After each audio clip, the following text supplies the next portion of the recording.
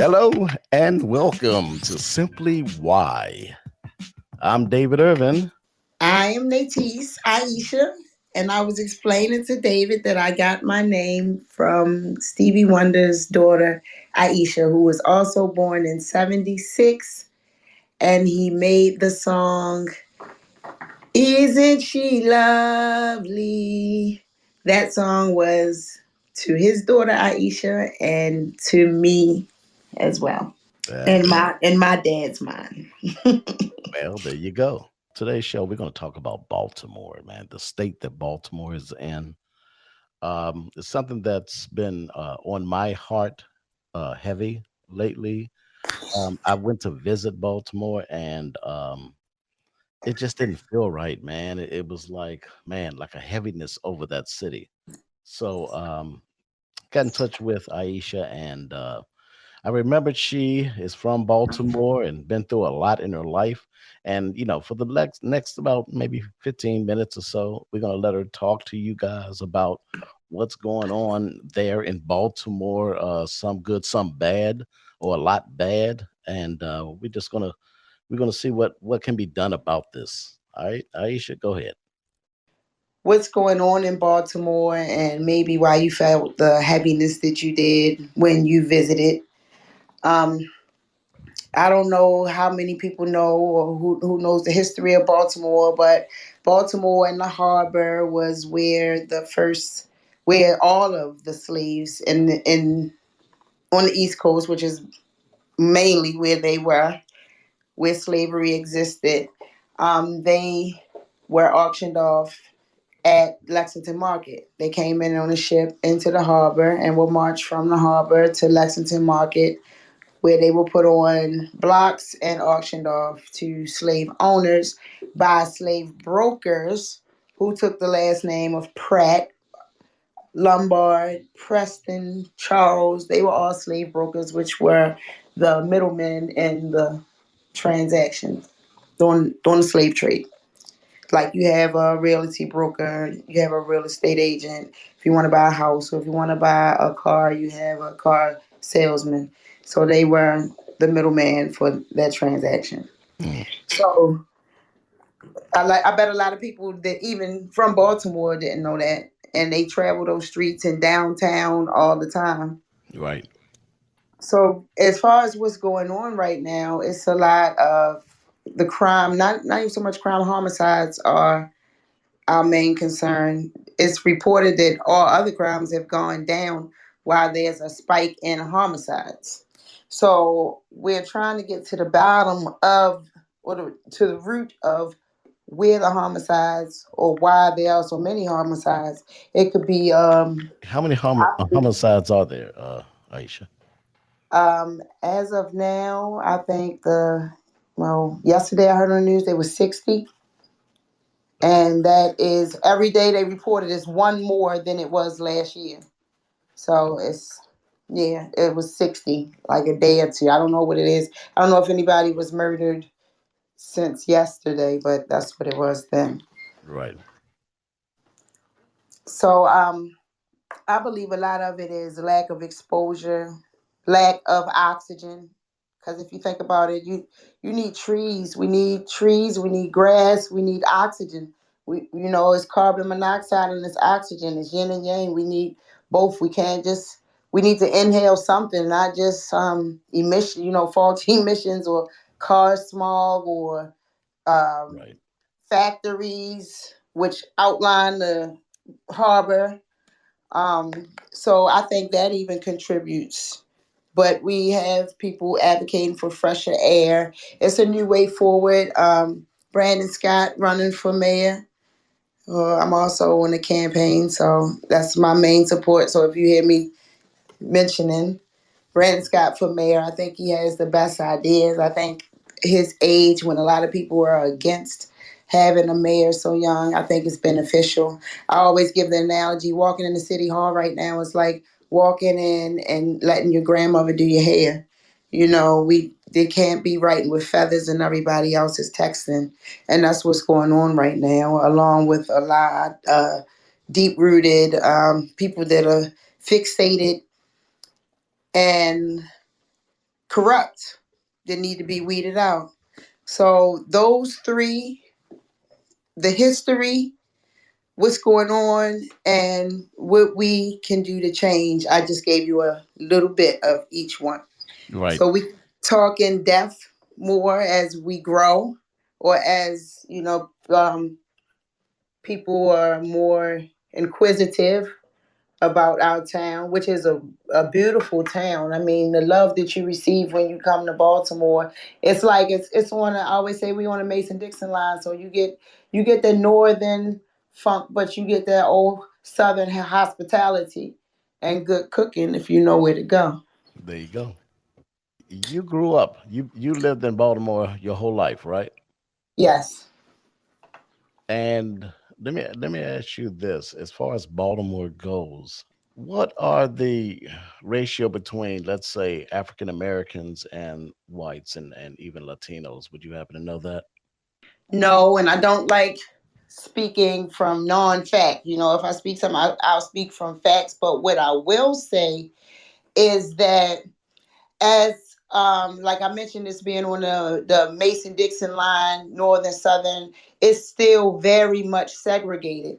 So in Baltimore City, you may have a run of blocks on, for instance, Drew Hill. A lot of Drew Hill is abandoned and run down, poverty stricken, and then you cross over to Utah Place, over into Bolton Hill, and you have $1 million homes, which are of course occupied by Europeans, and of course the trenches are occupied by the African Americans, and the Latino community have set themselves up in Highlandtown, Fells Point. So everybody has a community. The Italians got a little Italy, and well, that's where they do business. Of course, they live in the suburbs, coming to the city and do their business, Right.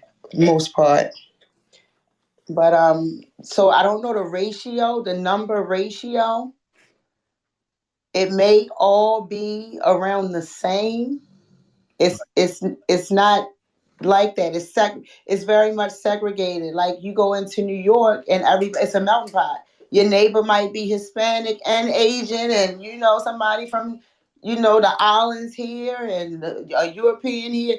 But same in Jersey, and some parts of Philly, like York. York is pretty integrated. York, Pennsylvania, is pretty integrated. I don't know about Philadelphia itself, but it is a lot of gentrification going on, which is why I believe they're allowing the buildings to just fall apart so they can just go in and pretty them up and keep them, you know? Right, right. Bring in the other people in there to Right, live. Right. Just like that happened in Washington, D.C., which right now I'm in Clinton, Maryland, which is literally about 15 minutes from Washington, D.C., a drive.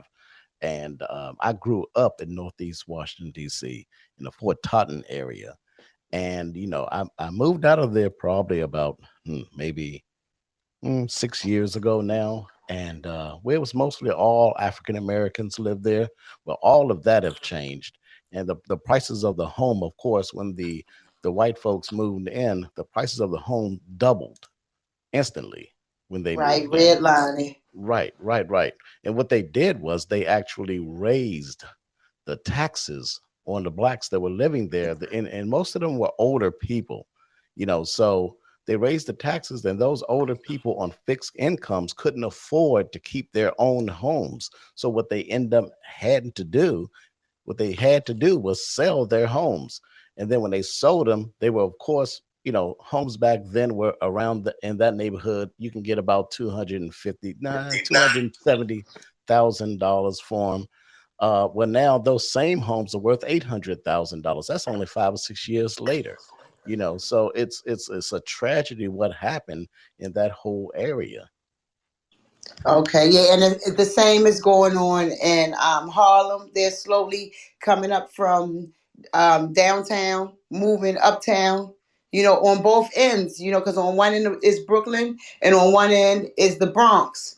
I mean, it's Harlem, and then it's the Bronx. So they're slowly gentrifying their way through Harlem on one end and through Brooklyn on the other end. And Brooklyn is beautiful. I think Brooklyn is more beautiful than Harlem. And that has never been. So look how times change, regardless of who's occupying it.